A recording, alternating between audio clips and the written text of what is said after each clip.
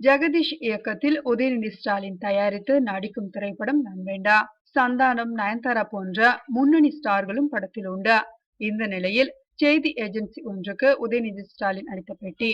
3 குழந்தை பருவ நண்பர்கள் சண்டை போட்டு பிரிந்து கொண்டு மீண்டும் பல ஆண்டுகளுக்கு பிறகு இணைவதுதான் நண்பேண்டா படத்தின் ஒன்லைன் ஸ்டோரி.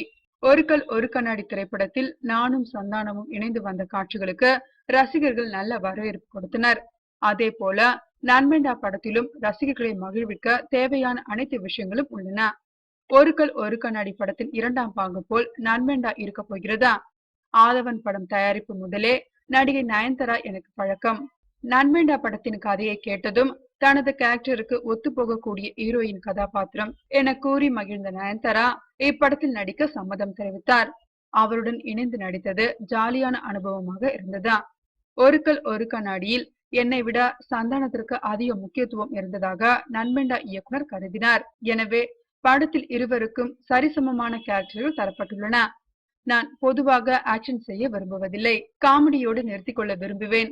ஆனால் ரசிகரின் கோரிக்கையை மனதில் வைத்து நண்பேண்டா படத்தில் சிறு ஆக்ஷன் காட்சி வைத்திருக்கிறோம்.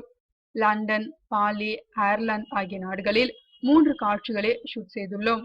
பாடல்கள் கண்ணுக்கு குளிர்ச்சியாக வரும். இவ்வாறு உதயநிதி ஸ்டாலின் கூறியுள்ளார். உதயநிதி அடுத்ததாக கெத்து என்ற படத்தில் நடித்து வரும் நிலையில் அடுத்ததாக இதய முரளி என்ற படத்திலும் நடிக்க உள்ளார் என்பது குறிப்பிடத்தக்கது.